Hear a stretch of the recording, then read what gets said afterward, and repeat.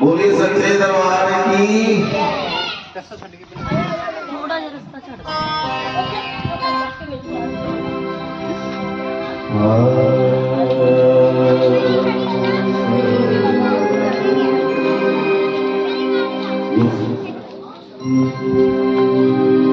तो सभी से निवेदन है कि अपनी अपनी जगह पे खड़े हो जाओ।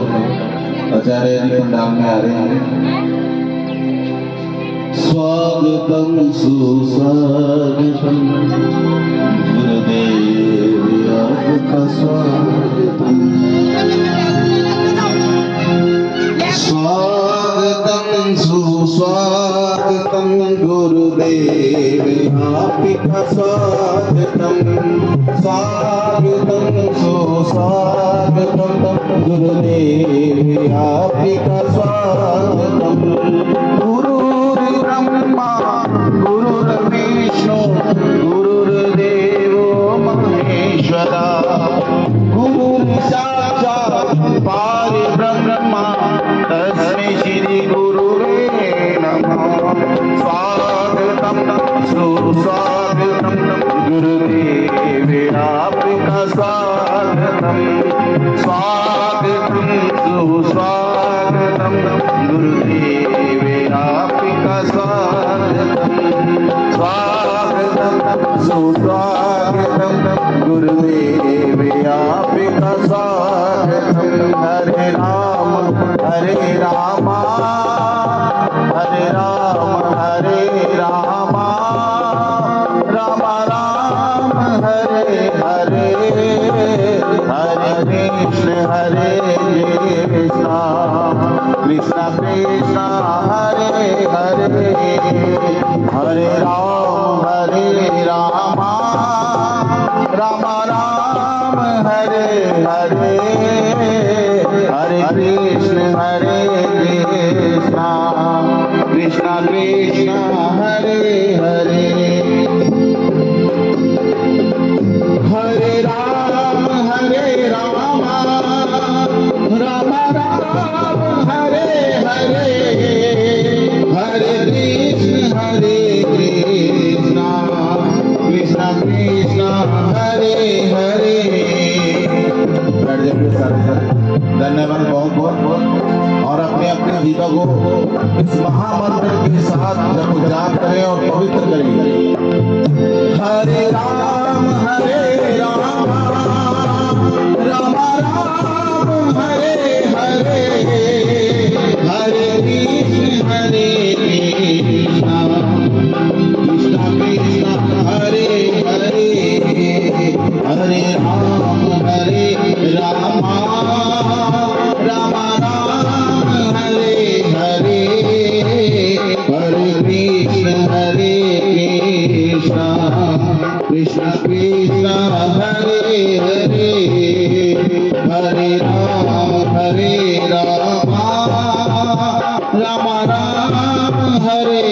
हरे हरे कृष्ण कृष्ण कृष्ण हरे हरे हरे राम राम हरे हरे हरे कृष्ण कृष्ण कृष्ण हरे हरे हरे राम जपते हैं हनुमान इस मंत्र की शक्ति से सारे जग में है तारा।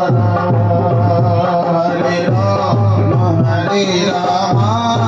राम राम हरे हरे हरे कृष्ण कृष्ण कृष्ण हरे हरे कृष्ण कृष्ण हरे हरे हरे राम राम हरे हरे हरे कृष्ण कृष्ण कृष्ण हरे हरे। बोलो राम हरे हरे हरे कृष्ण कृष्ण कृष्ण हरे हरे राम हरे राम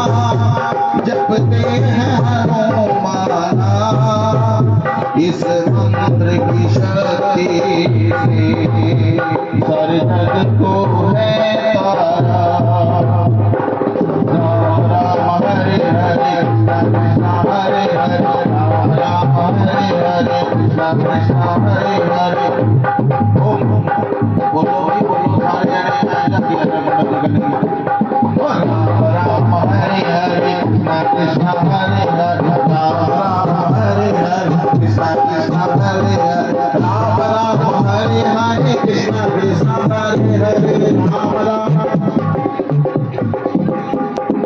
राम राम हरे हरे कृष्ण कृष्ण हरे हरे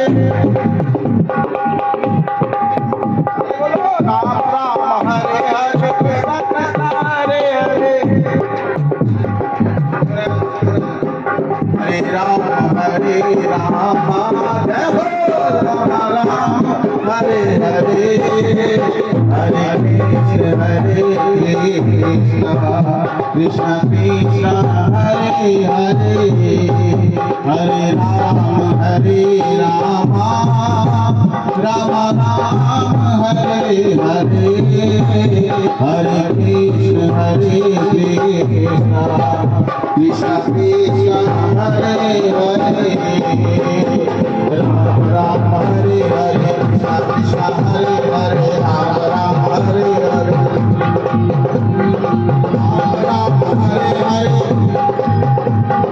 राम राम हरे हरे कृष्ण कृष्ण हरे हरे राम राम हरे हरे राम राम हरे हरे कृष्ण कृष्ण हरे हरे हरे हरे कृष्ण कृष्ण हरे हरे राम राम राम हरे हरे हरे कृष्ण कृष्ण कृष्ण हरे हरे कृष्ण कृष्ण हरे हरे कृष्ण कृष्ण हरे हरे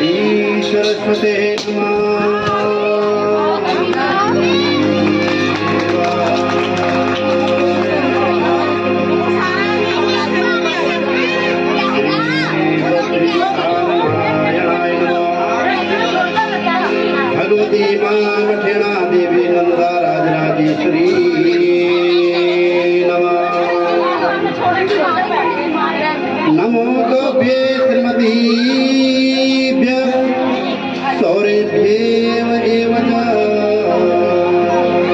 नमो ब्रह्मसुताभ्याश्च पवित्रेभ्यो नमो नमः। पंचगावा समुत्पन्नं मध्यमाने महाददो तासां मध्ये पूजानन्दा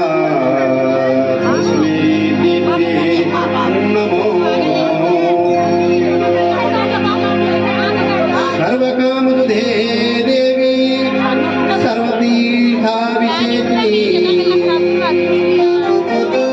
पावनीषु श्रेष्ठे देवी त्वं नमो। गावा मम गरापि सन्तो गावा मे सन्तु पृष्ठदा गावा मे सर्वतो सन्तो गावां मध्ये वसाम्यहम्। नारायणं समारम्भा शङ्कराचार्यमध्यगाम् अस्मदाचार्यं पर्यन्तां वन्दे गुरु परम्पराम्। जय जय श्री राधा जय जय नवल किशोर जय गोपी चित चोर प्रभु जय जय माखन चोर जय जय माखन चोर। कि राधा मेरी मात है पिता मेरे घनश्याम इन दोनों के चरणों में मेरा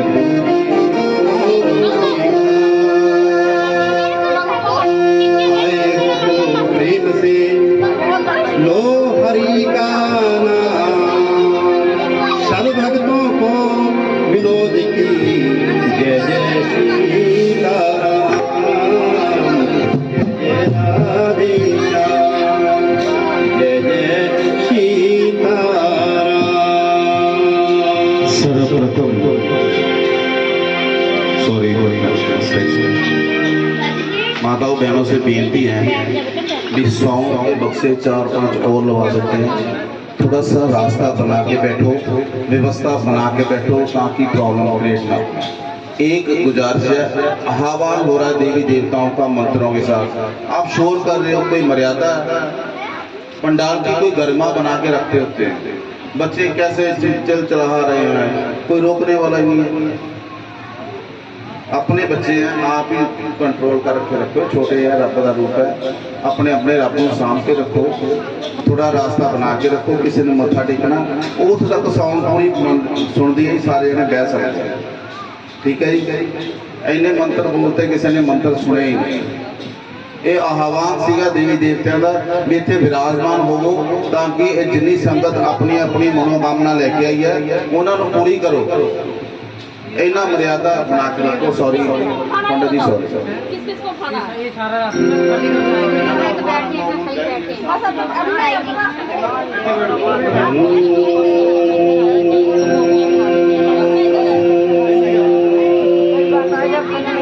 तारा है सारा जमाना नाथ हमको भी तारो तारा है सारा जमाना नाथ हमको भी तारो तारा है सारा जमाना नाथ हमको भी तारो।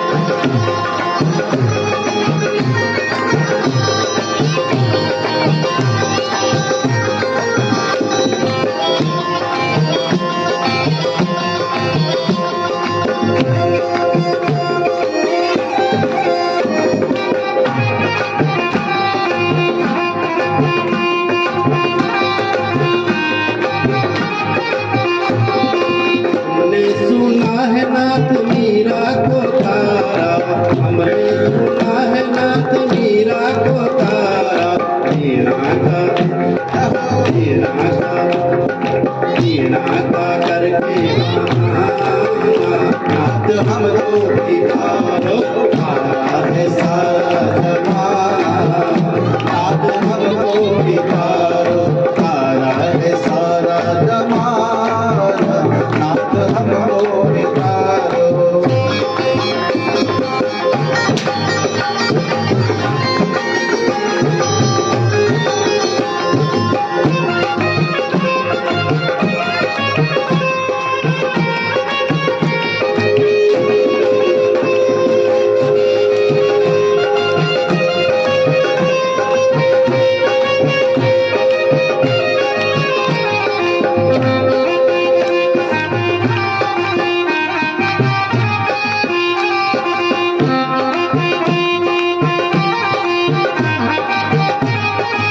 हमने सुना है नाथ के वट को तारा हमने सुना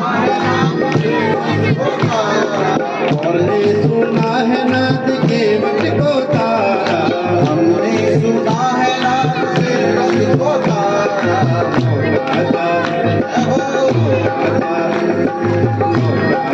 करके नाथ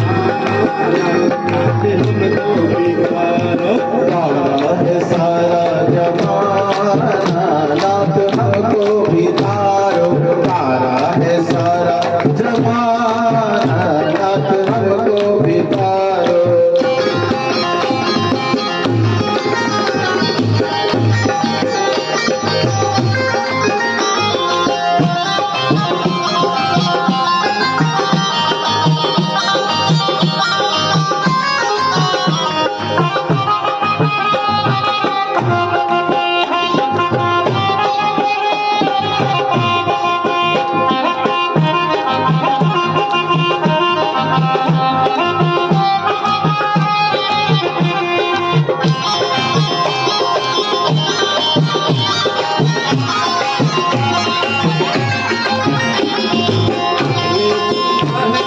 सबरी को तारा हमने सुना है नाथ सबरी को तारा हमने सुना है नाथ सबरी को तारा हमने सुना है नाथ सबरी को तारा पीर मुका करके तारा है सारा जमाना नाथ हमको बिहारो तारा है सारा जमाना नाथ हमको बिहारो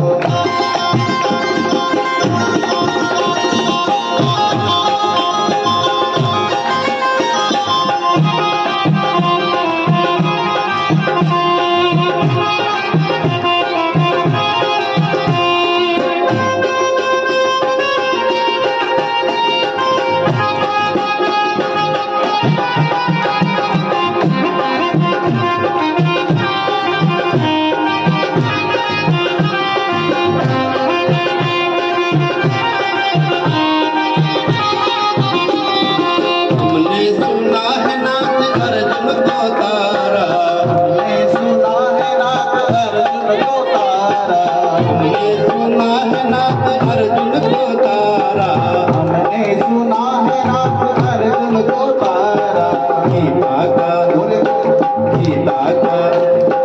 गीता का करके बहाना नाथ हमको बिहारो तारा है सारा जमाना नाथ हमको बिहारो तारा है सारा जमाना नाथ हमको बिहारो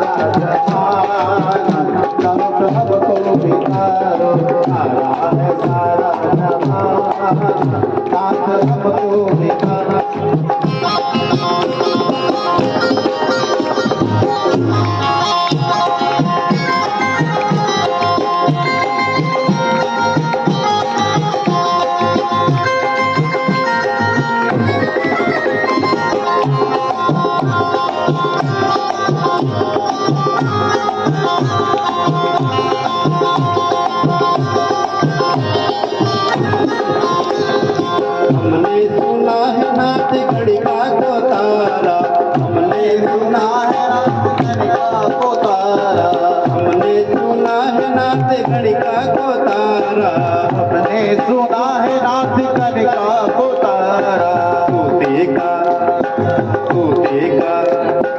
तूते का करके बहाना नाथ हमको बिहारो, तारा है सारा जमाना नाथ हमको बिहारो, तारा है सारा जमाना सारा जमाना नाथ हमको बितारो, तारा है सारा जमाना नाथ हमको बितारो, तारा है सारा जमाना नाथ हमको बितारो।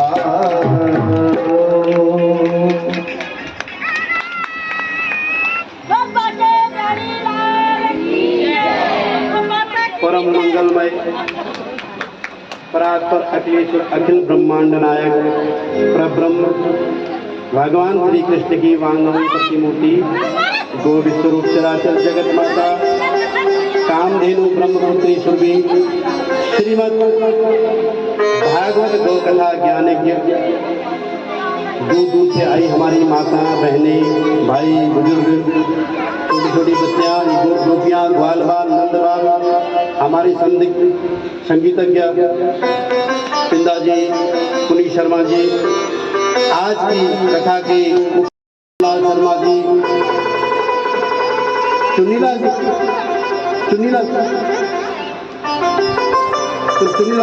हाँ मोहनलाल शर्मा जी और चुन्नीलाल शर्मा जी आप सबका स्वागत है आज की कथा में। बड़े सौभाग्य की बात है कि आप गौ माता की इस कथा में विराजमान हैं और गौ माता की कथा का श्रवणपान कर रहे हैं। निरंतर 3 दिनों से कथा चल रही है, आज कथा का चौथा दिन है और हम कथा के चौथे दिन में प्रवेश करेंगे। इस कथा में आपने भांति भांति के प्रसंग सुने, जैसे आपको पहले भी बताया गया था कि गौ माता की कथा का व्याख्यान करना बहुत मुश्किल है। हर कोई इसका व्याख्यान नहीं कर सकता, केवल भगवान कृष्ण ही हैं जो गौ माता के गुणों के बारे में लिख सकते हैं, उसके बारे में बोल सकते हैं। हम तो क्या, हमारी इतनी ताकत कहाँ। अगर व्यासपीठ से हम ये कथा आपको सुना रहे हैं, ये भी भगवान कृष्ण की ही वाणी ही है। जब हम लोग व्यास गद्दी पर विराजमान हो जाते हैं, यहाँ कुछ और होते हैं, इस गद्दी में इतनी ताकत होती है, इतनी पावर होती है, लेकिन जब हम उतर जाते हैं तो एक नॉर्मल भाव हमारा फिर वही आम। तो इस व्यासपीठ से सबका मैं स्वागत करता हूँ। और एक विशेष बात कहूँगा, कल एक बच्ची थी छोटी सी, मेरे ख्याल उसका नाम अर्चना, आई हो आज। जिस बच्ची ने कल यहाँ भरे पंडाल में पब्लिक में खड़ा होकर अपना वो बताया था, आई हो गुड़िया? अर्चना क्या नाम है उसका? चलो अगर आ जाए तो बताना, क्योंकि हमने उसके लिए इनाम ला रखा है। उस कन्या ने कल भरे पंडाल में सबके सामने, मेरे ख्याल कितनी होगी, 6 साल की होगी, इतनी होगी ना,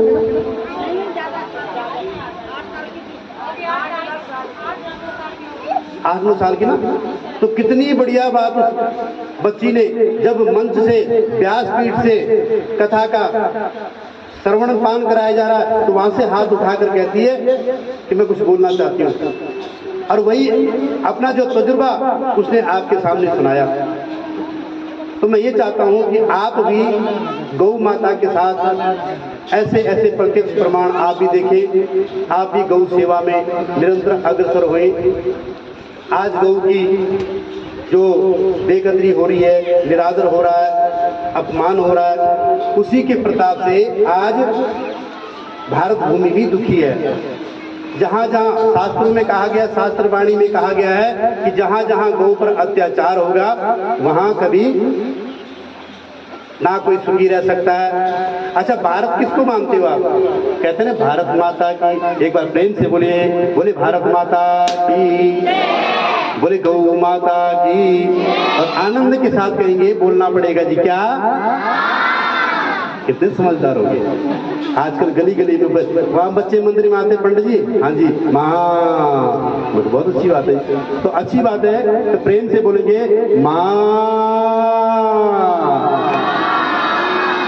अपनी अपनी माँ की याद आई, सबको आती है।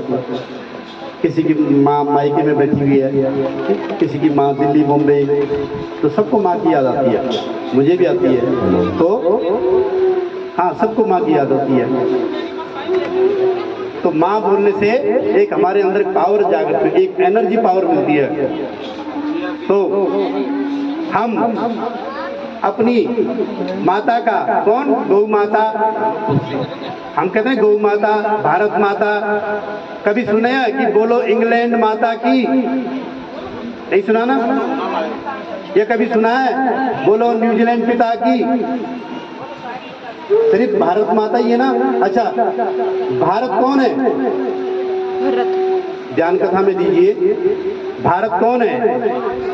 भारत है जी बछड़ा,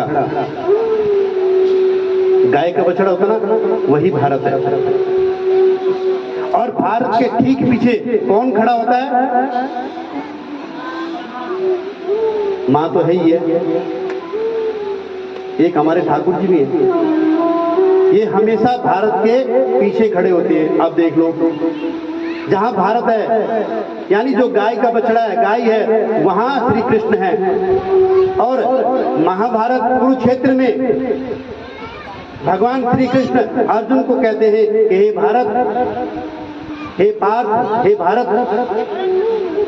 तो उस भारत से तात्पर्य क्या है कि तू अपना कर्म कर, कर्मण्येवाधिकार अस्ति महाफलेषु कदाचन, तू कर्म कर, मैं तेरे पीछे खड़ा हूं। तो जहां गाय होती है, जिस घर में गाय होती है, वहां साक्षात बद्रीनाथ, नारायण, जगन्नाथ वहीं हाजिर हो जाते हैं। परसों की कथा में मैंने एक सवाल पूछा था कि गायें किस किस के घर में हैं, तो 2-3 हाथ उठे थे। उनको मैंने पूछा था कि क्या आपने कभी गाय का बछड़ा बांधा है, तो कभी ऐसा लगे कि खुल जाता है? कहते जी खुल जाता है। तो वो बच्चा कभी नहीं खुलता है। स्वयं उस घर में भगवान कृष्ण बाल रूप में आकर उस बछड़े को खोल देते हैं, जा और अपनी माँ का दूध पी ले। ये मैं नहीं कह रहा हूँ, ये वाणी कह रही है, ग्रंथ में स्पष्ट लिखा हुआ है। जिसको शंका हो आकर आप देख सकते हो। तो जिसके घर में गाय है वहाँ साक्षात नारायण विराजमान है। आपके घर में तो कभी हुआ कि बछड़ा खुल जाता? जितना मर्जी बांध दो। और आप कहते कि बच्चा बड़ा तेज है, बच्चा तेज नहीं है। भगवान कृष्ण जी आते हैं और उस बच्चे को खोल देते हैं, क्योंकि वत्स चारण लीला भी तो की ना भगवान ने। छोटी छोटी गैया सुनाया था ना आपको, छोटे छोटे ग्वाल छोटो सो मेरो मदन गोपाल। वो वत्स चारण लीला थी। और एक थी गौ चारण, जो अब नवंबर में कार्तिक में गोपाष्टमी आती ना, वहां से गो चारण लीला प्रारंभ हुई थी। और ये है बसवनी बच्चे। तो भगवान कहते तो क्यों बंधा हुआ रहता है, खुल जा और जा अपनी माँ के अंग संग लग जा, उसका दूध पी ले। तो कल आपने राजा दिलीप की कथा सुनी कि राजा दिलीप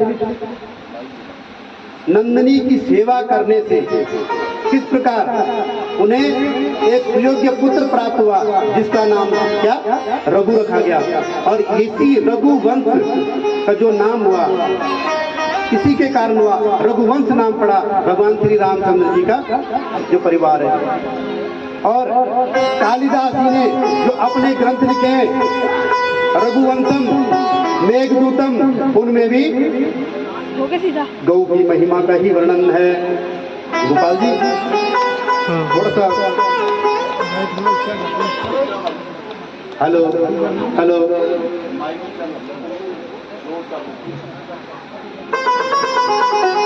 हेलो।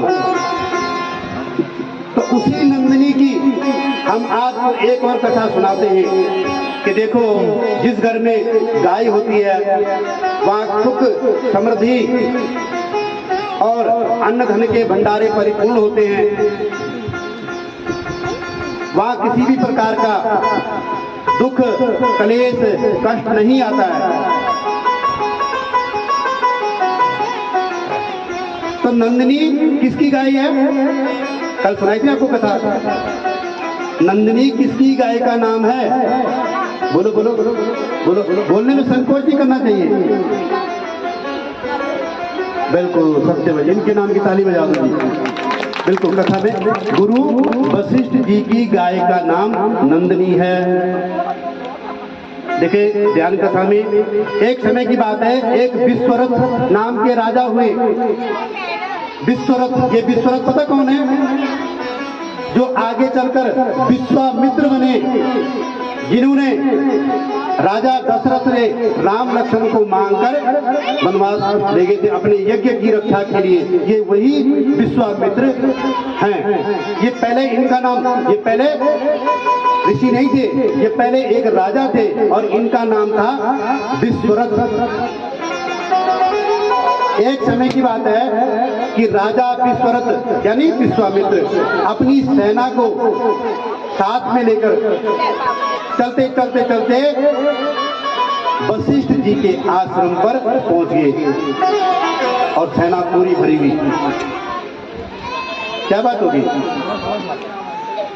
पब्लिक में भटकाव क्यों हो गया? आप सब ध्यान कथा में रखो। अगर आपका ध्यान कथा में रहेगा तो मेरा ध्यान, ये ग्रंथ पढ़े हुए आप देख रहे हैं, मैं ग्रंथ की तरफ नहीं देख रहा हूँ और चल ग्रंथ के हिसाब से रहा हूँ। हम लोग जो आचार्य लोग कथावाचक होते हैं तो कथा को 3 जगह रखते हैं।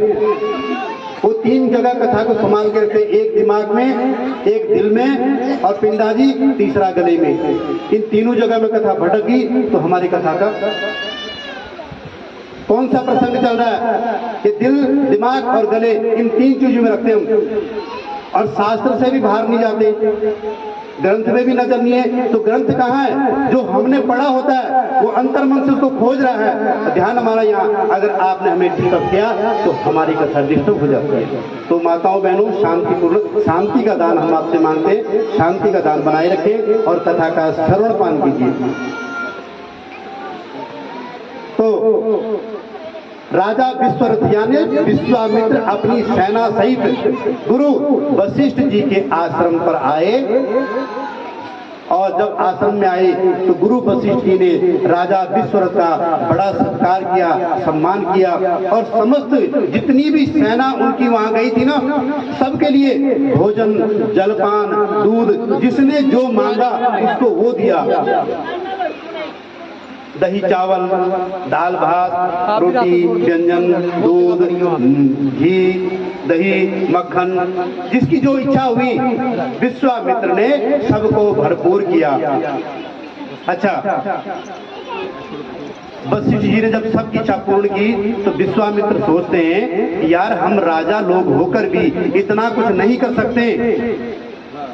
और ये एक ऋषि जिनके पास एक कुटिया, एक मृगशाला, थोड़े से भगमे वस्त्र और कमंडल, तो इतनी सारी व्यवस्था इन्होंने कैसे कर दी है? अगर इतने सारे सैनिक हमारी प्रजा में आते, हमारे महल में आते तो शायद हम भी हड़बड़ा जाते। यानी इतनी व्यवस्था कौन करेगा?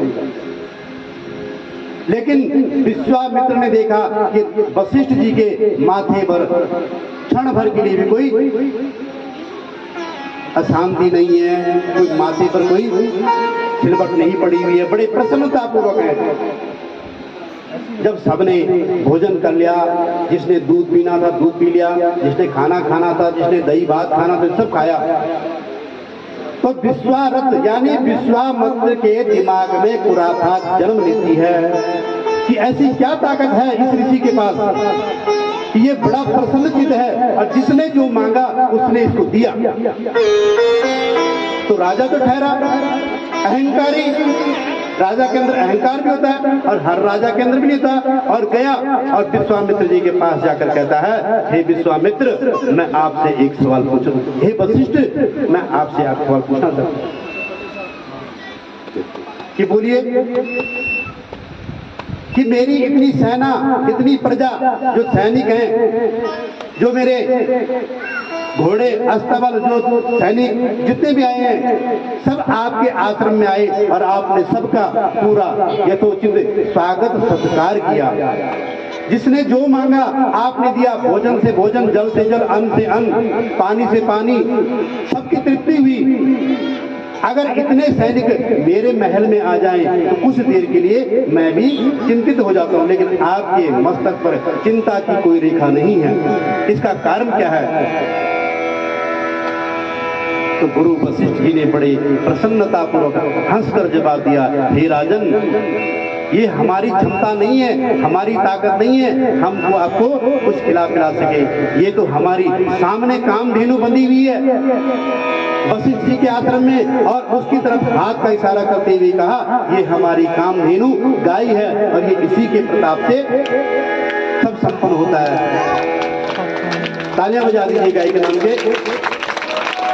अच्छा, कामधेनु का मतलब क्या है? जो कामना को पूर्ण करे वही तो कामधेनु है। अच्छा, कैसे?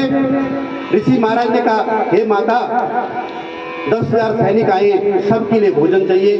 तो गौ माता ने अपनी शक्ति से भोजन दे दिया। वशिष्ठ जी ने सबको खिलाया।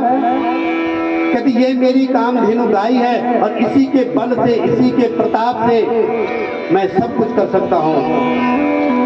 और हमारा सबसे बड़ा खजाना ये गाय ही होती है। बोले गौ माता की। प्रेम से बोलना पड़ेगा, माँ। बोलिए। थोड़ा हास्य भी हो जाता है, किसी को तो मजा आता है सुनने में, माँ करने में, हर कोई श्रद्धा भाव से करता है।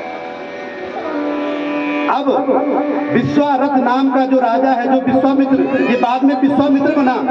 इंदा जी, यही विश्वारथ राजा बाद में विश्वामित्र बना इस गाय की कृपा से। कैसे?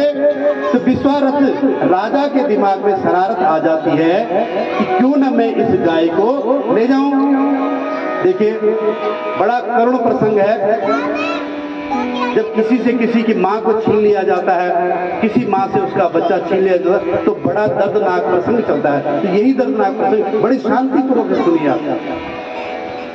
तो राजा के दिमाग में शरारत सूझी और बड़े रोग के साथ कहते हैं, ऋषि वशिष्ठ जी, आप ये अपनी गाय हमें दे दीजिए। अब इतना सुनते ही ऋषि वशिष्ठ जी का रंग उड़ गया। ये क्या बात कह जिसने, मैं अपनी माँ को इसे दे दूं? ऐसे कैसे हो सकता है? तो विश्वामित्र को वशिष्ठ जी ने जवाब दे दिया, हे विश्वरथ, मैं आपको अपनी गाय नहीं दे सकता।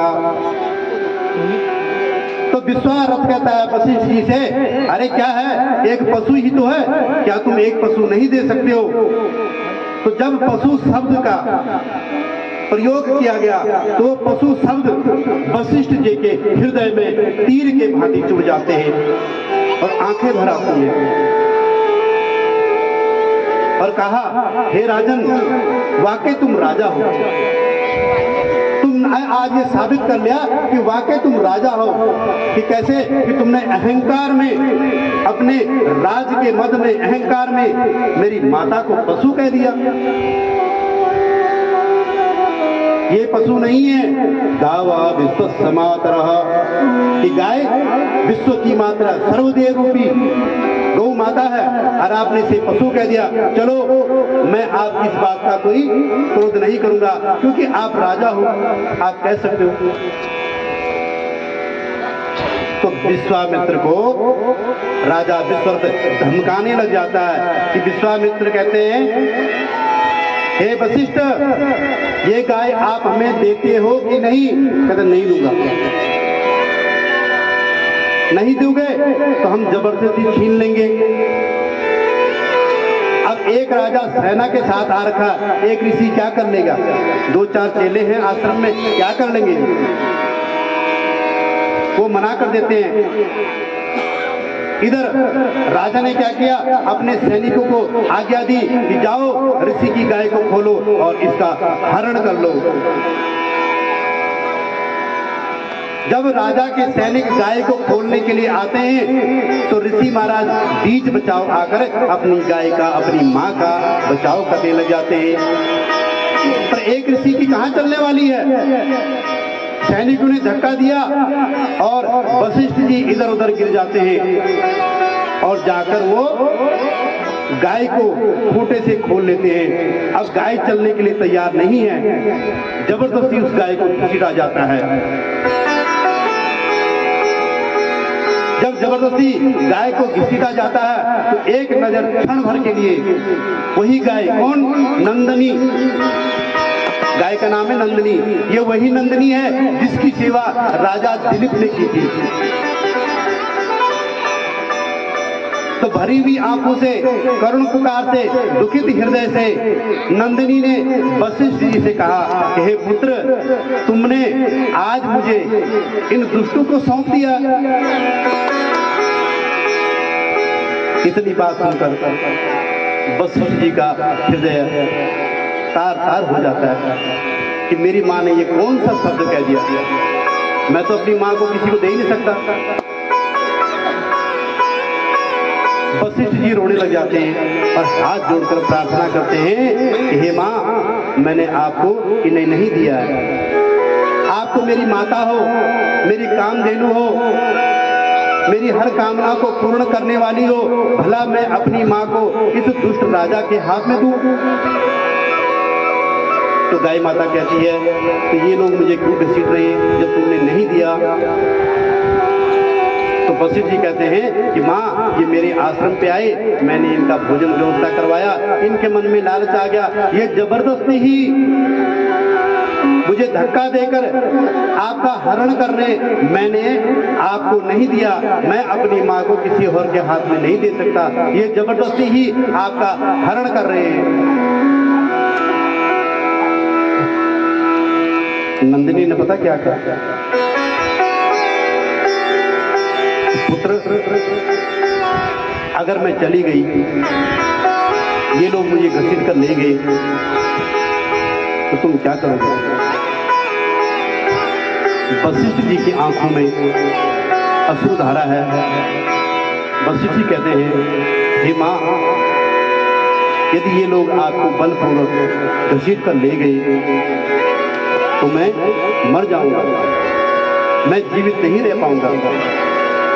जैसे ही आप आश्रम की देहली लांघकर चले जाओगे तो मेरे भी प्राण पथिर हो जाएंगे और मेरा मृत शरीर इसी धरती पर पड़ा रहेगा।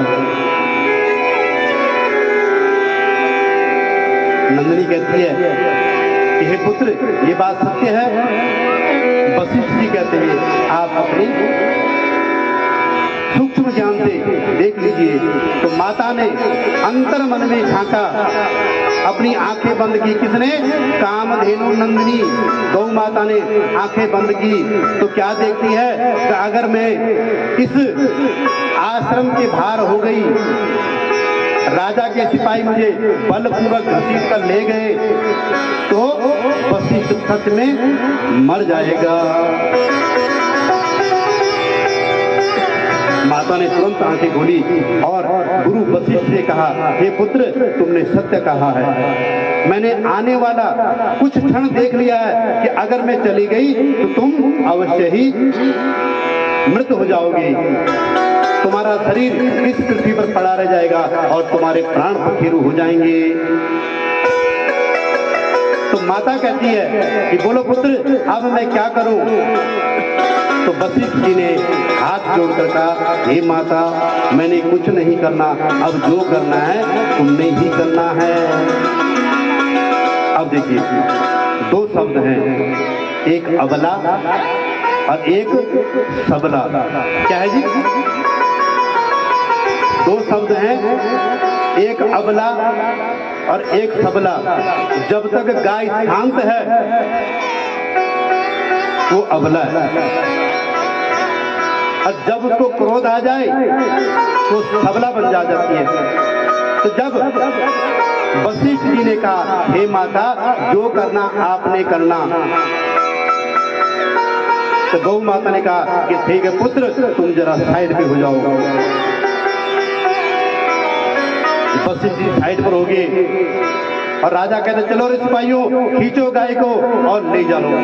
अब माता कामधेनु नंदिनी जो अबला थी वो अब सबला बन गई है, अब पूर्णतः क्रोध में आ चुकी है। और जब गाय क्रोध में आ जाती है तो साइंस भी इस बात को मानता है। आजकल की जनरेशन जो साइंस की बातें करती है ना, वो कहती ग्रंथों में नहीं है, वो साइंस की बातें करती है। साइंस भी हमारे ही ग्रंथों से बना हुआ है। हमने अपने ग्रंथों को तो पढ़ा नहीं, लोगों ने खूब पढ़ा।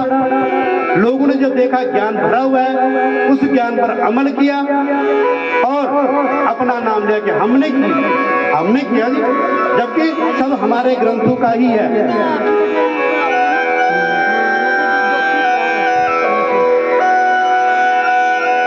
तब क्या होता है कि माता अबला से सबला बन जाती है और उसके शरीर से तरंगें फूटने लग जाती हैं, क्रोध की ज्वालाएं फटक जाती हैं और उन तरंगों से, इन किरणों से राजा के सिपाहियों पर ऐसा असर होता है कि जिस पर भी वो किरणें स्पर्श करती है, छूती हैं, वो वही खत्म हो जाता है। अब राजा ने देखा कि सारे सैनिक मर रहे हैं, उसने सब सैनिकों को लगाओ कि गाय को मार दो, ये मेरी सेना का नुकसान कर रही है। तो गाय ने विकराल रूप धर दिया। भांत भांत के सैनिक गाय ने अपने शरीर से प्रकट किए। शास्त्र में उसे सैनिक कहा गया है और साइंस की दृष्टि से देखें तो तरंगे कहा गया है, चीज एक ही है। और जहां भी वो तरंगे जाती हैं वहां सर्वनाश, जिस तरह जाती है सर्वनाश, इधर गई आगे पीछे सब सर्वनाश। जैसी आग की लपट जाती है तो सब जलकर राख हो जाता है, सब के सब सारी सेना खत्म हो जाती है। बोली गौ माता की। गौ माता यदि अपने आय पर आ गई तो विकराल रूप धारण कर सारे संसार को नष्ट कर सकती है। अगर वो अबला बन गई तो वो जब तक अबला है तो ठीक है। ये सब तमाशा विश्वरथ देख रहा था। उसने देखा एक गाय मेरे हजारों सैनिकों का नाश कर चुकी है और हमने इसका क्षण भर के लिए भी इतना कभी इसे दुख नहीं पहुंचाया, तो ऐसी क्या बात है। तुरंत ही राजा विश्वरथ ने अपना रथ त्यागा, अपना धनुष बाण त्यागा, अपनी सेना त्यागी, अपनी प्रजा त्यागी, राजसी वस्त्र भी त्याग दिए और वशिष्ठ जी के आसागर क्षमा याचना करने लगे। हे वशिष्ठ जी, आप ये बताइए कि इसमें ऐसी क्या शक्ति है कि जिस गाय ने मेरी सारी सेना का नाश कर दिया, और आप भी जो की तो खड़े हैं, गाय भी खड़ी है और आपका आश्रम भी जो का त्यों खड़ा है। वशिष्ठ जी कहते हैं कि यही तो कामधेनु है जो कामों की इच्छा, हर मन की इच्छा, हर मनोकामनाओं को पूर्ण करे, वही तो मेरी कामधेनु है।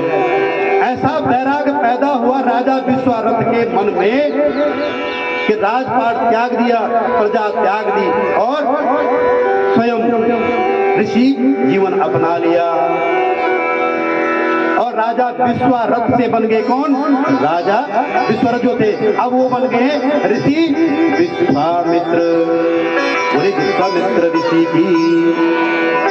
तो ये विश्वामित्र ऋषि पहले विश्वरथ नाम के राजा थे। क्या आपको इस कहानी का पहले पता था?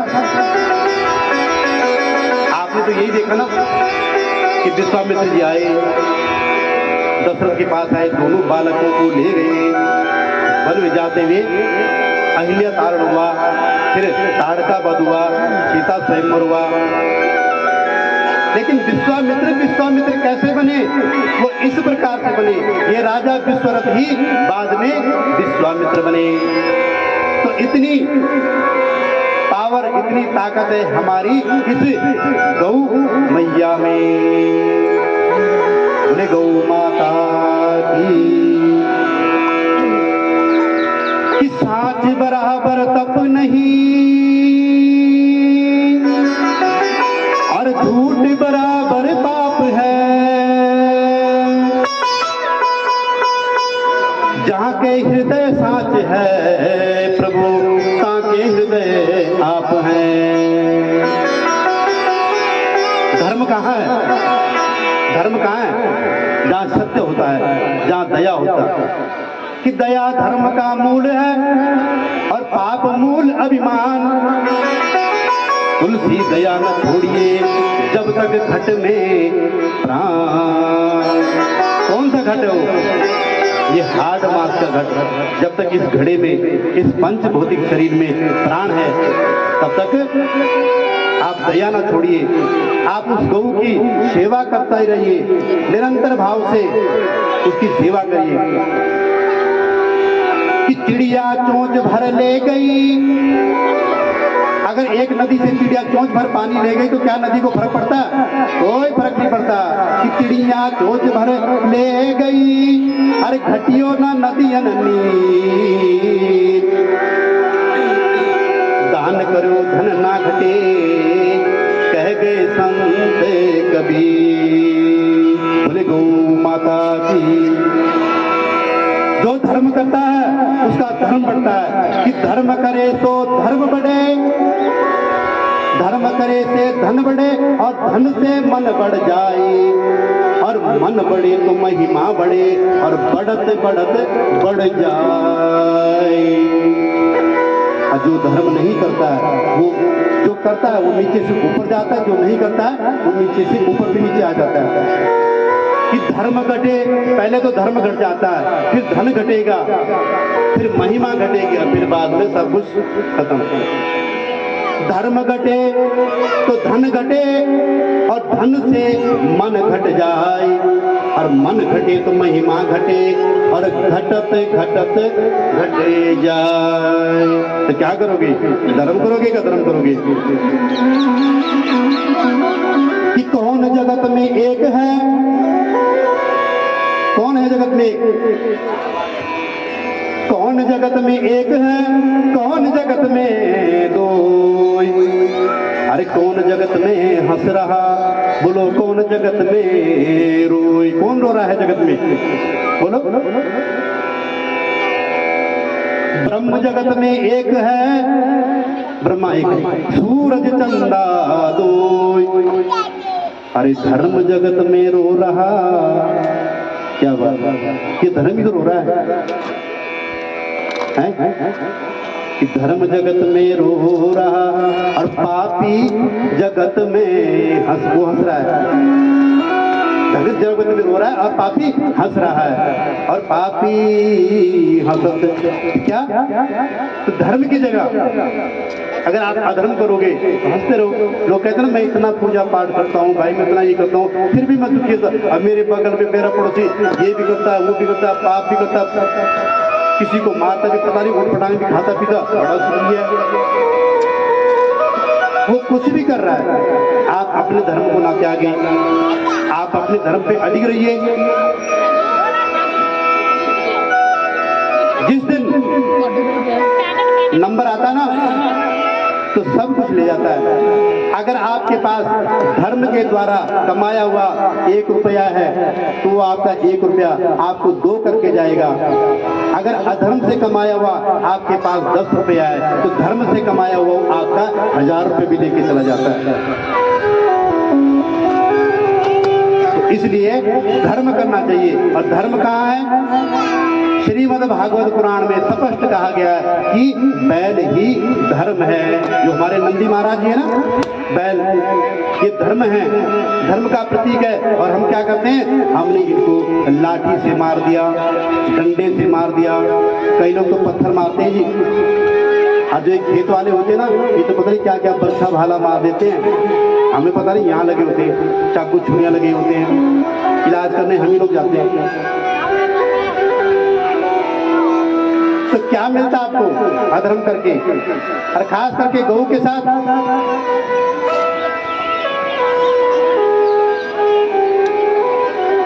इसी पापी युग में गौ माता का कोई नहीं रखवाला। ये हमारा पुत्र हंस रहा है। इसको हंसने का कारण बताऊं क्या? ये भजन है कि इस पापी युग में गौ माता का कोई नहीं रखवाला। ये मुझे टोकता है कि आप ऐसा गाया करो कि कोई रखवाला, कि कोई यानी अपने आप को मैं रखवाला। बात सही है, बहुत सेवा करता है। ये क्या करता है कि आप ऐसा मत गाया करो। इस पापी युग में गौ माता का कोई नहीं रखवाला।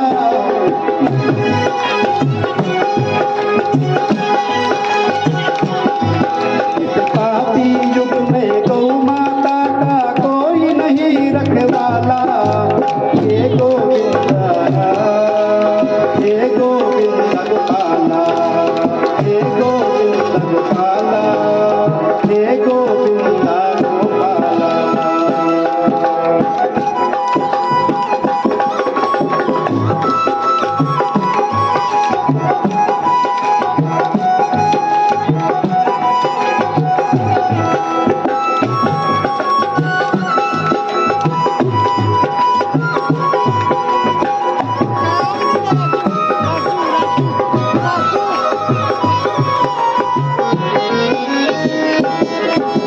सबको दूध पिलाती है उसका ही खून बहाया। हो जय हो जय हो जय हो। तो सबको दूध पिलाती है उसका ही खून बहाया। धिक्कार है उसको जिसने माँ का मांस नोच कर खाया, मांस नोच कर खाया। जो सबको जीवन देती है उसका ही वध कर डाला। हे गोविंदा गोपाला।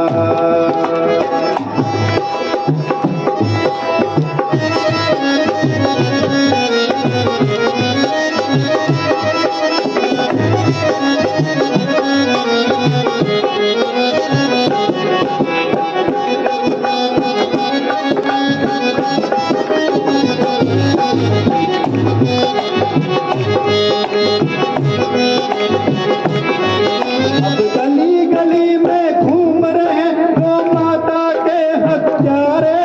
जय हो जय हो जय हो। अब गली गली में घूम रहे गौ माता के हत्यारे। काना कान लगा कर सुन लो माता तुझे पुकारे, माता तुझे पुकारे। अब तेरे बिन है कौन भला, अब मेरी सुनने वाला। हे गोविंदा गोपाला, हे गोविंदा गोपाला, हे गोविंदा गोपाला, हे गोविंदा गोपाला।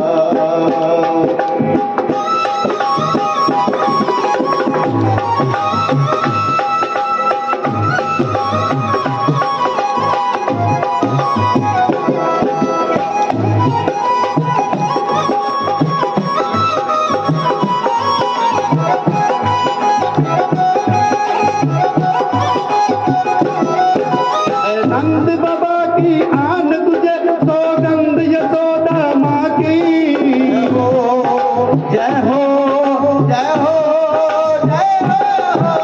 नंद बाबा की आन तुझे सौगंध यशोदा माँ की।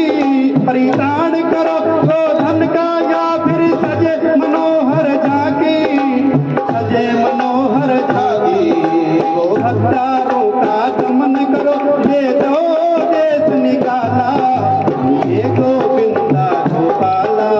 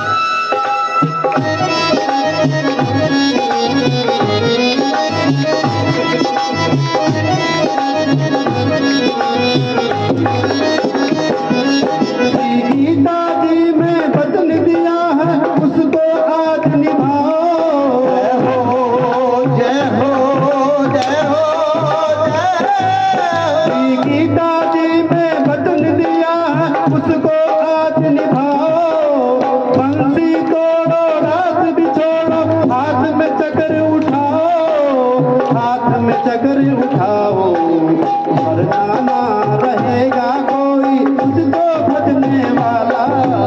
हे गोविंदा गोपाला, हे गोविंद गोपाला, हे गोविंद गोपाला, हे गोविंद गोपाला। इस पापी युग में गौ माता का कोई रखवाला। हे गोविंद गोपाला, हे गोविंद गोपाला, हे गोविंद गोपाला, हे गोविंद गोपाला, हे गोविंद गोपाला, हे गोविंद गोपाला, हे गोविंद गोपाला, हे गोविंद गोपाला। बोलना पड़ेगा जी, नहीं बोलना, बोलना पड़ेगा। तो भगवान कृष्ण को इस कलयुग में भी आना ही पड़ेगा और गौ माता की रक्षा करनी पड़ेगी। बंसी भी छोड़नी पड़ेगी, रास भी छोड़ना पड़ेगा। गौ माता की रक्षा हेतु सुदर्शन चक्र हाथ में उठाना ही पड़ेगा। अब जब गौ माता पुकारी उठाना ही पड़ेगा।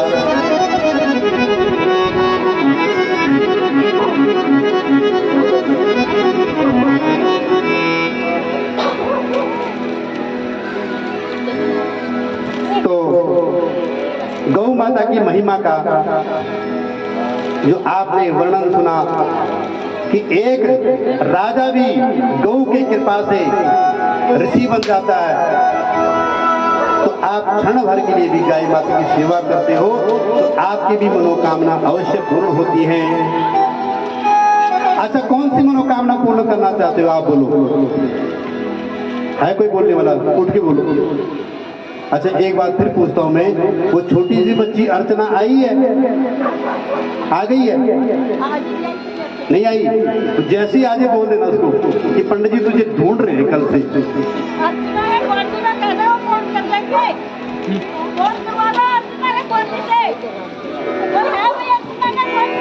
कोई अर्चना जो छोटी सी बच्ची कल यहाँ पे थी, है कोई उसके आड़ पड़ोस में रहने वाला?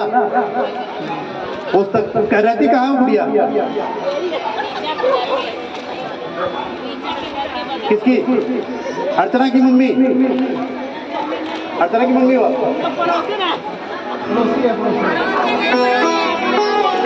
एक मिनट, वो जो हरीश के प्लाट के बगल में उनकी, वो उनको फोन कर दो कि पंडित जी बहुत परेशान हो रहे हैं, पंडित जी से कथा नहीं हो रही आज, तेरे बगैर कथा नहीं हो रही क्या? चलो बोले गौ माता की। देखो जी, पता क्या होता है, अभी मैं मंदिर में जब आया ना, यहाँ मंदिर में था, किया है, अपने मोहल्ले का एक बच्चा आया, वो कहता पंडित जी मैंने कल आपका चैनल देखा, तो जहाँ भी देखो ना आप लोगों के साथ हो, कहीं कुछ कर रहे कहीं कुछ करो। फिर कहता मैंने आपको ढूंढा ढूंढा, आपने कल एक कहानी सुनाई थी, मैंने समझा यहाँ कहानी की बात करके। मैं कौन सी कहानी? कल जो गाय नहर में पड़ गई थी जिसको आपने बचाया। अच्छा चल, कहते मैंने उसको ढूंढा। कहते पंडित जी सही बात है, आपने छलांग लगाई, ये कर दिया, गाय को बचा दिया। तो मुझे बड़ी खुशी हुई कि बच्चा उस गहराई तक जा तो रहा है। तो बच्चों की भावना पवित्र होती है। पता क्या होता है, हम माँ बाप जो है लड़ लेते, तालियां। मेरे ख्याल बच्चे का नाम शायद पारस है, ये सामने रहता है। पारस ही है ना? हाँ पारस, एक पारस ही है, एक पारस हुआ है, उधर वाला पारस। चलो,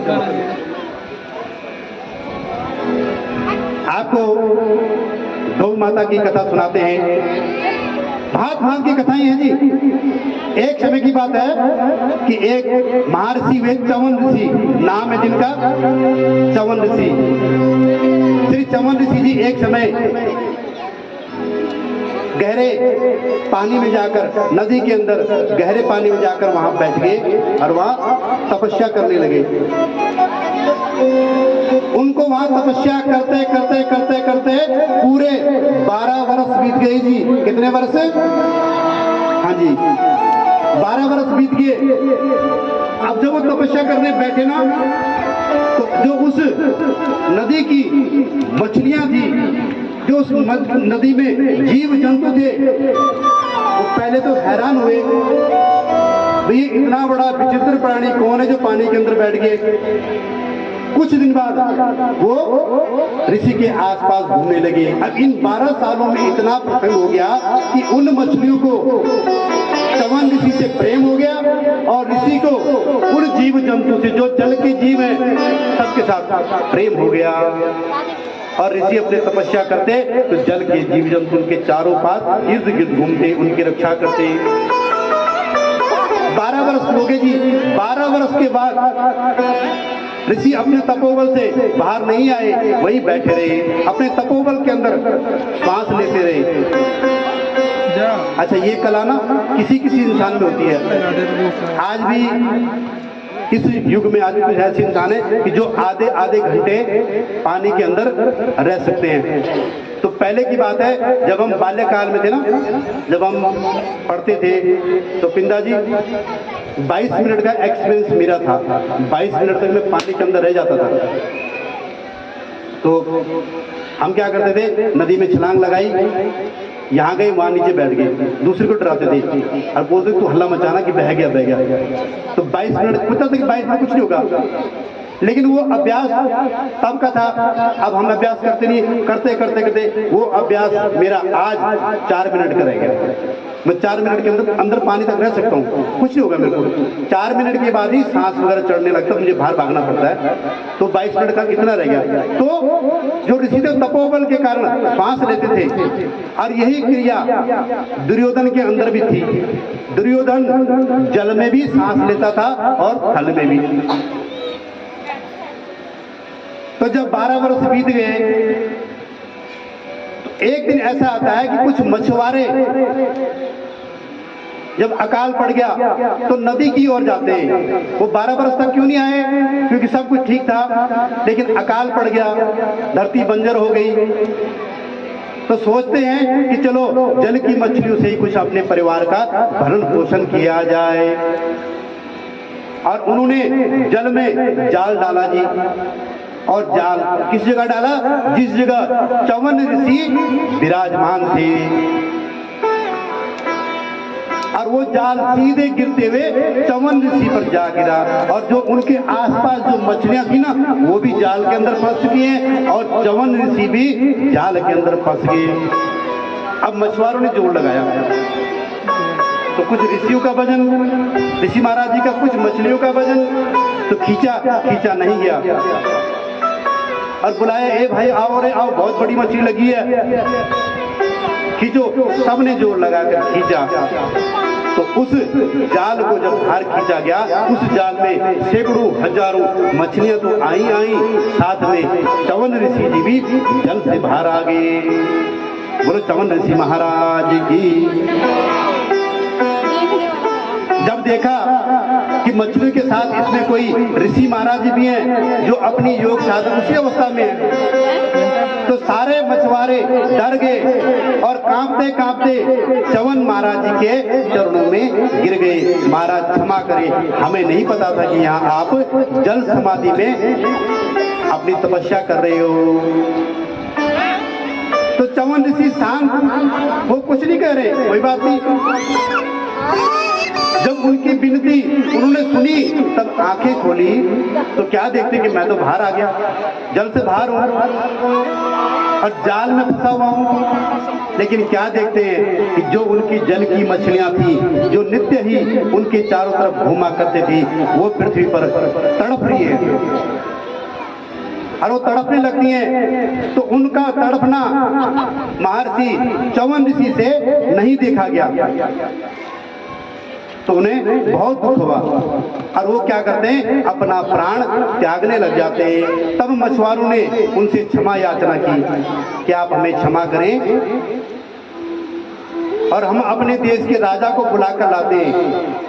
तो दौड़ दौड़ कर महलों में गए, तो वहां से अपने देश के राजा, जिसका नाम है ऋतुम्बर, क्या नाम है जी, ऋतुम्बर राजा, वो जब आया उसने देखा कि चवन ऋषि जी नदी के तट पर जो बालू होती ना, रेत, उसमें बैठे हुए और आसपास मछलियां तड़प रही हैं और चवन ऋषि भी अपनी जीवन लीला समाप्त कर रहे हैं। तो कहते हैं, हे ऋषिवर क्षमा कीजिए। तो आप बतलाइए कि हम क्या करें। लेकिन चवन ऋषि बड़े सिद्ध ऋषि शांत, वो कहते हैं हे राजन, मैं कुछ नहीं चाहता हूँ, मैं सिर्फ ये चाहता हूँ कि जो ये मछुआरे थे इन्होंने अपनी जीविका के लिए जल में जाल डाला और मछलियां निकाली, इनका व्यापार है। तो इन्होंने इतनी मेहनत की है, बाहर निकाला, तो इनका जो मेहनताना जो मूल्य है वो इन्हें दे दो, और मूल्य देना पड़ेगा मेरी कीमत, जो मेरी कीमत हो वो इन सब में बांट दो, मैं संतुष्ट हो जाऊंगा। तो तुरंत राजा ने कहा लाओ रे 80 रुपयों की थैली लाओ, और 80 रुपयों की थैली ऋषि के आगे रख दी। तो ऋषि कहते हैं कि महाराज ये मेरा मूल्य नहीं है। तो राजा ने क्या किया, अपना रथ दे दिया कि ये रख लो, ये भी मेरा मूल्य नहीं है। अपनी सेना दे दी कि भाई ये भी मेरा मूल्य नहीं है। तो राजा ने चवन ऋषि को कुछ जमीन दे दी, ये आपका मूल्य है। तो कहेंगे मेरा मूल्य ये भी नहीं है, क्या तुमने मुझे इतना सस्ता समझ रखा है। राजा परेशान। तब राजा ने अपने राज का आधा भाग चवन ऋषि को दे दिया कि जाओ मैं आपका आधा राजपाट आपको देता हूं। पर चवन ऋषि टस से मस नहीं हुए, वो कहते हैं ये भी मेरा मूल्य नहीं है। तब राजा ने अपने खजाने से जितने भी हीरे मोती जवाहरात जो धन संपदा थी वो सब लुटा दी और कहा ये आपका मूल्य। लेकिन बात तो मूल्य की ना, लेकिन चवन ऋषि का मूल्य पूर्ण नहीं होता है। राजा परेशान। राजा कहता है मैं तो वचन बद्ध हूं और प्रसन्न भी करना है, ऋषि का श्राप भी नहीं लेना। वो सारा राजपाट ऋषि को दे देता है कि आपको तो सारा राजपाट आपको देता हूं। तो चवन ऋषि कहते हैं ये भी मेरा मूल्य नहीं है। तब राजा परेशान हो जाता है कि सब कुछ दे दिया, मैं क्या करूं। तो भागा भागा इधर उधर जाता है। तो एक जाबल मुनि जी वे, उनके गौ सेवा के प्रताप से उन्हें बहुत सिद्धियां प्राप्त थी, तो वो उस मार्ग से जा रहे थे। तो राजा को कहते हैं कि जाओ, कुछ देने की जरूरत नहीं है, अपना राजपाट सर्वत्र वापस ले लो और महाराज चवन ऋषि को एक गाय भेंट कर दो, मूल्य पूरा हो जाएगा। राजा ने तुरंत ही वैसा किया। एक कामधेनु गाय को लेकर ऋषि चवन के समक्ष गए और कहा हे ऋषिवर, मैं ये आपको एक गाय भेंट करता हूँ और ये आपका मूल्य है। इतना सुनते ही चवन ऋषि तुरंत उस आसन से खड़े हो गए और कहते हैं कि हे राजन, तूने मुझे आज खरीद लिया है। तो इतनी महिमा है इस गांव की कि सारा धन संपदा खत्म कर दिया लेकिन मूल्य ना चुक पाया, और एक गाय को मूल्य देने पर ऋषि भी प्रसन्न हो गए। जब भगवान श्री कृष्ण ने गोवर्धन पर्वत को उठाया था ना, तो निरंतर बारिश चलती रही, इंद्र देवता का प्रकोप चलता रहा, तो मैं ये भी कर दूंगा वो भी कर दूंगा, अपनी मनमानी करिए, तो सब मुझे मानो। भगवान कहते हैं क्यों माने। तो जब मान मर्दन हुआ तो इंद्र ने क्या किया कि अपने आप को क्षमा करवाने के लिए ब्रह्मा जी ने कहा कि चुप करके गाय आगे कर दो, भगवान कृष्ण कुछ नहीं कहेंगे। और गाय को आगे किया और आगे गाय, पीछे इंद्र महाराज जी हाथ जोड़े खड़े हैं। तो गाय को देख के भगवान वैसे शांत हो गए। तो इतनी बड़ी महिमा है इस गाय का। और हम लोग क्या करते हैं, गाय का अपमान। उसको मारना। तो जब एक चवन ऋषि, अरे हम तो चवन ऋषि क्या उनके धूल के बराबर भी नहीं है, तो जब एक चवन ऋषि महान जैसे ऋषियों का भगवान श्री कृष्ण का जो मूल्य गौ से चुकाया जा सकता है, तो वहां धन संपदा क्या है। और वो गौ सर्वदेवमयी है, देवताओं को हविष्य देती है, हव्य से काव्य से देवताओं का मनुष्यों का अन्न धन से परिपूर्ण करती है, पालन करती है। आज हम यूरिया खाद खा रहे हैं ना, खेतों में यूरिया होता ना, यूरिया खाद, इसीलिए सब बीमार पड़ रहे हैं, सब मर रहे हैं। कलयुग की संपूर्ण आयु 120 व्रत बताई गई है, और 120 का कोई 30 पार नहीं हो रहा, मर रहे लोग खा खा के यूरिया। पहले के जमाने में क्या था कि गाय के बछड़े ही जब बैल बन जाते थे, उनसे खेती की जाती थी, हल जोता जाता था, और उससे जो गुरुवारिक अन्न पैदा होता था, उस खेत में गाय के गोबर की खाद पड़ती थी। मैंने भी बहुत डाली है बाल्यकाल में, जब छोटे होते थे गांव में रहते थे, मैंने भी बहुत गैया चराई हैं बाल्यकाल में। उत्तराखंड की बात कर रहा हूँ, उन पहाड़ियों में, उन वादियों में मैंने बहुत गैया चराई हैं। पता है गौ चराने का सुख क्या होता है। कभी उनके साथ खेलते भी थे, और जब शाम को बेला होती थी, गायें घर जाकर उनकी पूंछ ऐसे पकड़ते थे और ढलान पे, और गाय खींच के लेके जाती थी। बहुत आनंद आता था जी। 14 वर्ष तक मैं भी अपने गांव में रहा, मैंने भी खूब सेवा की है गायों की। लेकिन जब से गांव से आए तब से सेवा होती है, लेकिन वो गांव के दिन नहीं है। 14 वर्ष की आयु तक खूब दूध पिया, खूब दही खाया, खाते अब भी है, लेकिन वो दही नहीं है, वो घी नहीं है, वो दूध नहीं है। आज तो दूध का भी पाउडर वाला आ रहा।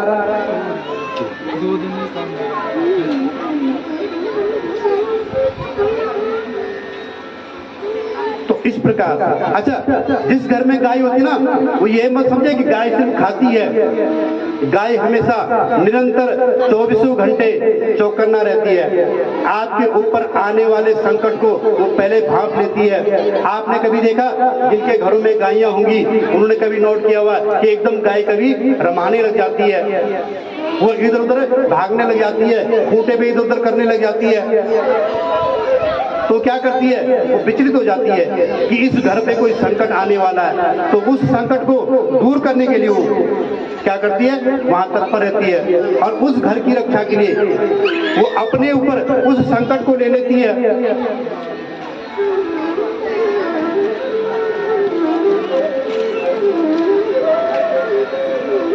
एक समय की बात है कि एक घर में, एक आंगन में गाय बंधी हुई थी। हाँ जी, ध्यान कथा में है कि थोड़ी देर में चुप हो जाऊं ना, आपका ध्यान पीछे की बात करो, वहां खुसर बहुत चलती है। तो किसी घर में गाय बंधी हुई थी, हमारी भारतीय गाय, जर्सी गाय, अमेरिकन नहीं, भारतीय गाय। तो उस जो निशाचर लोग होते ना, प्रेत भूत, ये निशाचर लोग ये रात्रि के समय चलते हैं, इनकी भी एक समय सीमा होती है। तो एक घर का दरवाजा कुदरती खुला रह गया, घर वाले रात को बंद करना भूल गए या कुछ भी लगा लो, लेकिन आंगन में गाय विराजमान है, आंगन में गाय बैठी हुई है, और एक प्रेत आता है और उस घर में प्रवेश कर जाता है, और गाय को पता लग गया, गाय को पता लग गया, और गाय एकदम खड़ी हो जाती है और आंगन में खड़ी हो जाती है। कहता है, हे प्रेत, किधर जा रहा है? तो प्रेत कहता, भाई मैं इस घर में जा रहा हूं, इस घर में उत्पात करूंगा।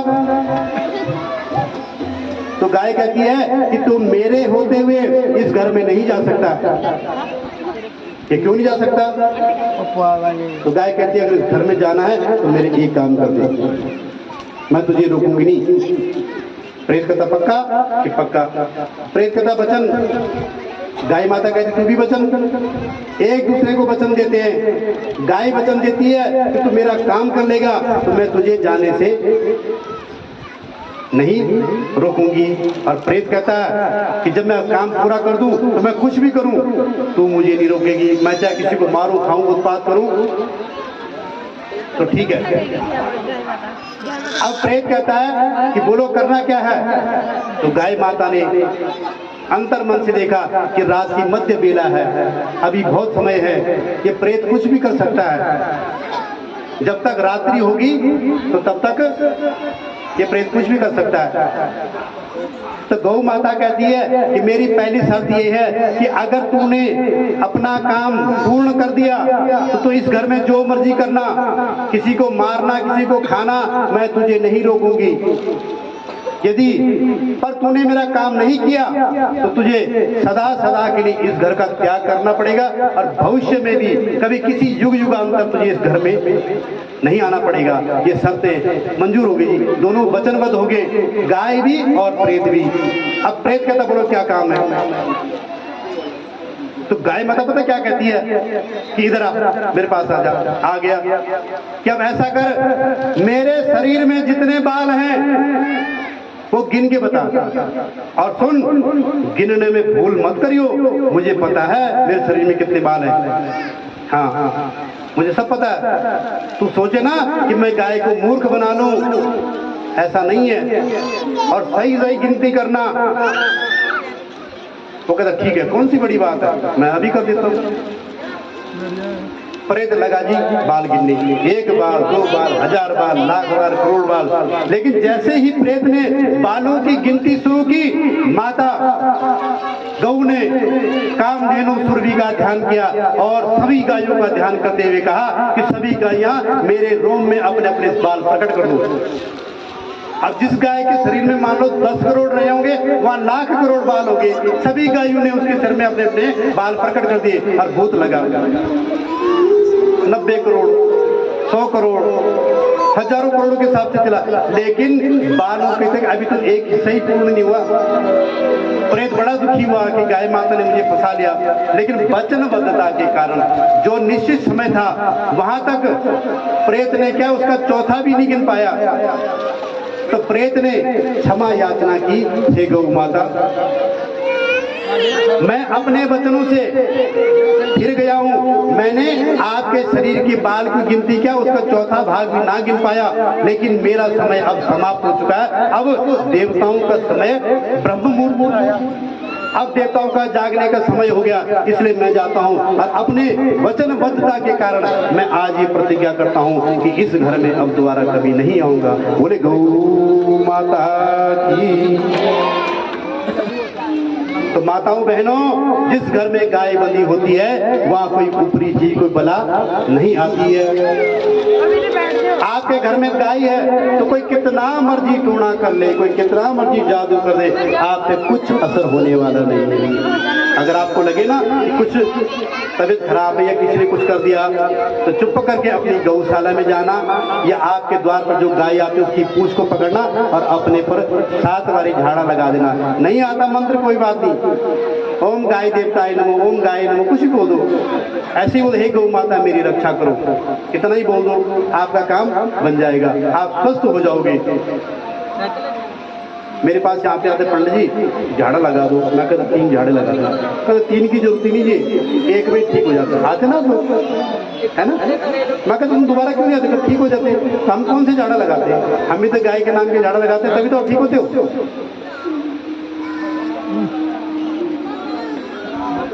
तो यही तो पावर है, यही तो शक्ति है। तो आप भी अपने बालकों के आगे सिर्फ झाड़ा लगा दीजिए करिए और अपने परिवार को, अपने बच्चों को बुरी नजर से बचाइए। तो गौ माता की आरती, वंदन, पूजन, भोजन जो मनुष्य जिस मनोकामना भाव से करता है। अब सुनो, आपने राम जी को पूज लिया, हनुमान जी रह गए, चलो हनुमान जी को पूज लिया, कृष्ण जी रह गए। अब कृष्ण जी को पूज लिया तो दुर्गा रहेगी, कभी भैरव जी रहेगी, कभी सरस्वती रहेगी, कभी उमा रहेगी, कभी रमाणी रहेगी, कभी नंदा रहेगी, कभी चित्रूपाचिता अनंता भवानी भव्य भव्य भव्य सदागति, देव माया, योग माया, विष्णु माया, जलोदरी, नारायणी, भद्रकाली। कितनों का नाम लोगे, किस किस को पूजोगे? लेकिन इन सभी को एक साथ अगर पूजना है तो मात्र गौ माता की आप पूजा कीजिए, गौ माता को आप प्रणाम कीजिए, 33 कोटि देवी देवताओं का आपको प्रणाम स्वीकार हो जाता है। अच्छा, ये 33 कोटि का लफड़ा बहुत बड़ा है, पता आपको पिंदा जी? ये 33 कोटि का लफड़ा भी बहुत तगड़ा है। अब सुनो, ध्यान से सुनने वाली बात है कि कोटि का मतलब क्या होता है? कोटि का मतलब होता है प्रकार, ये संस्कृत का शब्द है।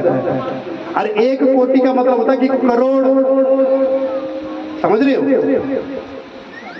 संस्कृत में एक कोटि की, जैसे अगर हम अंग्रेजी की बात करें तो SON क्या बना जी? जोर से बोलो ना। SON और SUN, तो SUN कौन सा है? जो पुत्र हो, और जो सूर्य हो कौन सा है? बताओ। अगर हम सूर्य को संबोधित करते हैं तो SON लिखेंगे कि SUN? क्या बना? सन, सनमणि, सूर्य। अगर SON कर दें तो सन तो वो भी हो, क्या बना?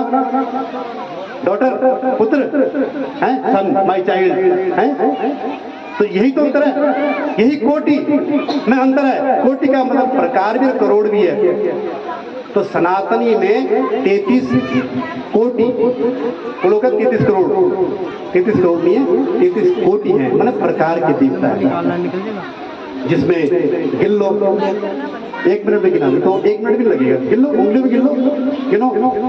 12 प्रकार के सूर्य कितने हो गए जी? पिंदा जी, 12 प्रकार के सूर्य कितने हो गए? 12 हो गए जी। 11 रुद्र कितने हो गए? 8 वसु,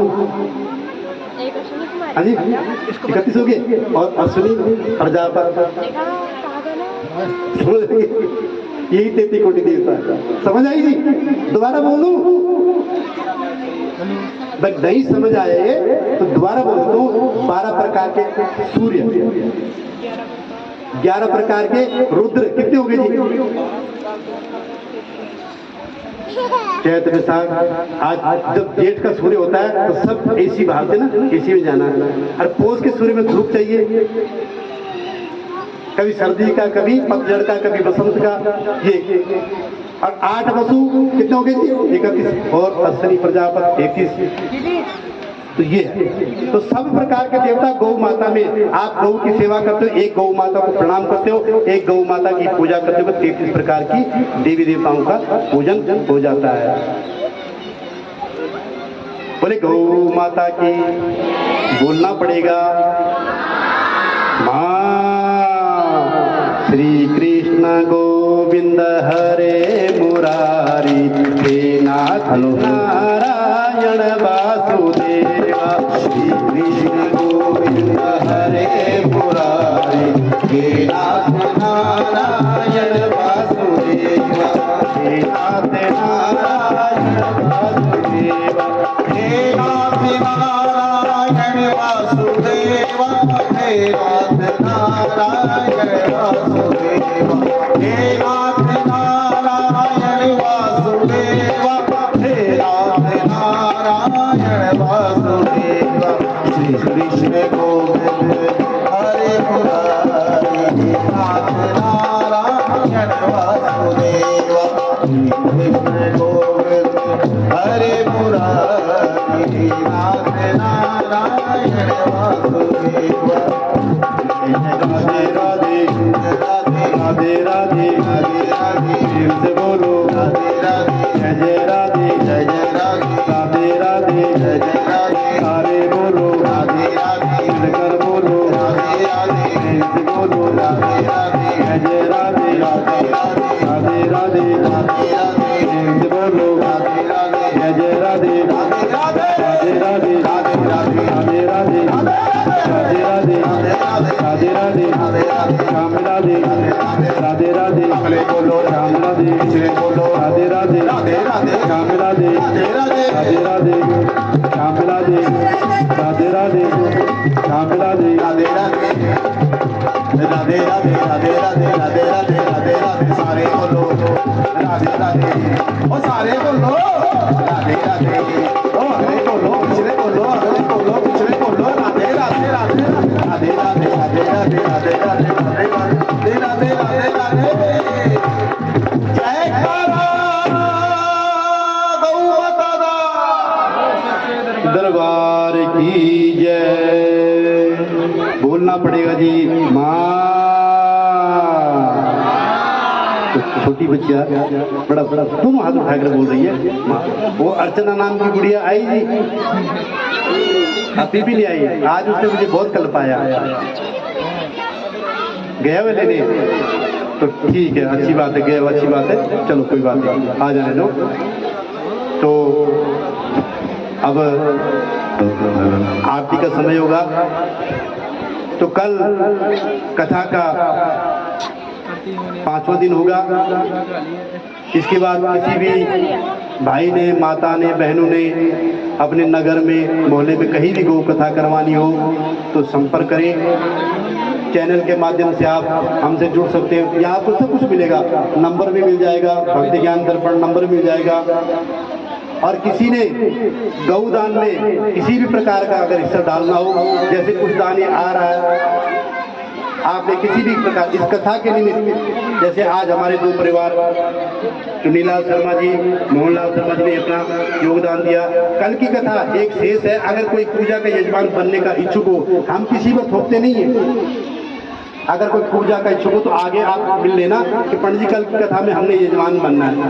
और किसी ने गौ कथा के निमित्त दान देना हो, ये जो दान गौ कथा के निमित्त आएगा ये गौ खाते में ही जाता है, तो आप अपनी तरफ से दान दे सकते हो। दान 1 रुपये भी बहुत होता है, 1000 भी बहुत होता है, और 1 लाख भी बहुत होता है, और करोड़ भी बहुत होता है। दान तो दान होता है। और हम सबको यही कहते हैं कि आप चाहे कहीं भी रहो तो गौ के लिए दान अवश्य करते रहो। जलदान, अन्नदान, वस्त्रदान, तृण माने घास दान, जो भी आपसे हो सकता है दान अवश्य करें। बोले गौ माता की जय।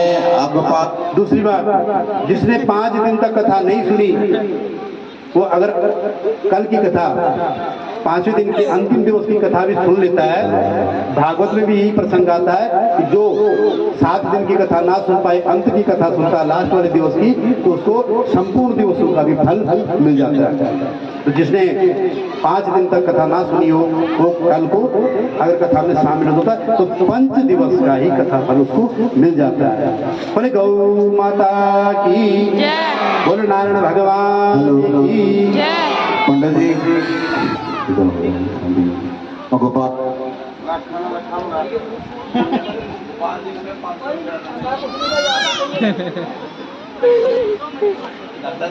हाँ जी, ठीक है जी। हमारे गोपाल जी की तरफ से 500 रुपये गौदान, ऐसे बोले गौदान 500 रुपये गौदान हमारे गोपाल जी के लिए। तालियां जी। दान वही है, पता क्या, अभी मैं आपके ऊपर थोपूंगा, आप 1000 दे दो, आप 1500 दे दो, आप 2500 देना, आप 5000 देना, आप 1100 देना, आप दे दोगे कि यार पंडित जी ने बोला, लेकिन मजा नहीं है उस बात का। दान यथाशक्ति, दान का मजा उसमें है। ये लोग दान दे रहे हैं कि पंडित जी दान की तरफ से, वही सबसे अच्छा दान है। बोले गौ माता की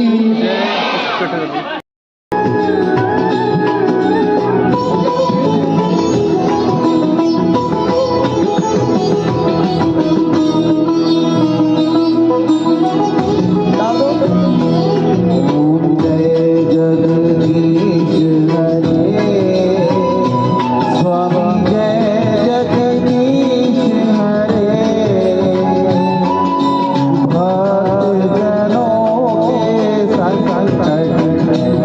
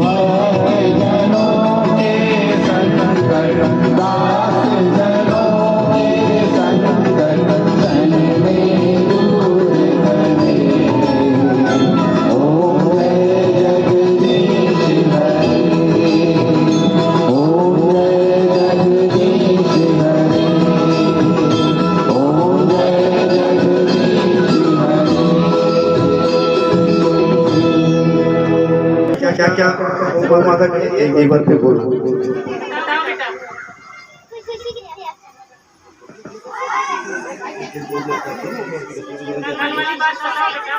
कल क्या बोला था वो दोहराओ दोबारे।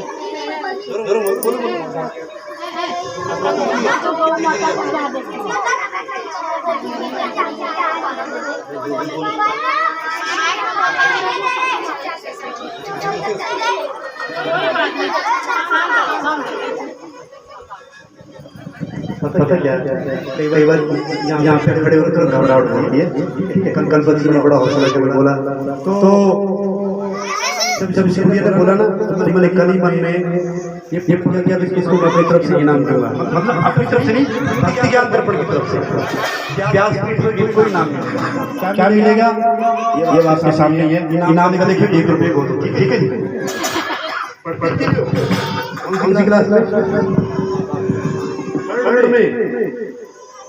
थर्ड बोले तो तीसरा। अंग्रेजी कम आती है, संस्कृत बहुत आती है। इस गुड़िया के लिए 3 काफियाँ थी, एक गंगा के नाम की, एक गायत्री के नाम की, एक गौ माता के नाम। 3 गौ, 2 गंगा गायत्री, ये बता आपको खूब पढ़ना की।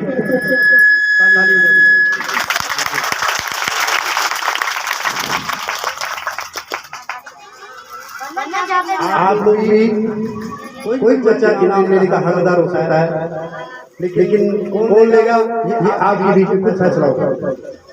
कल गुड़िया लेके गई, अच्छी बात बताई कि मैं गाय की सेवा करती हूँ और गाय ठीक समय पे आती है और साथ में गोबर करके जाती है।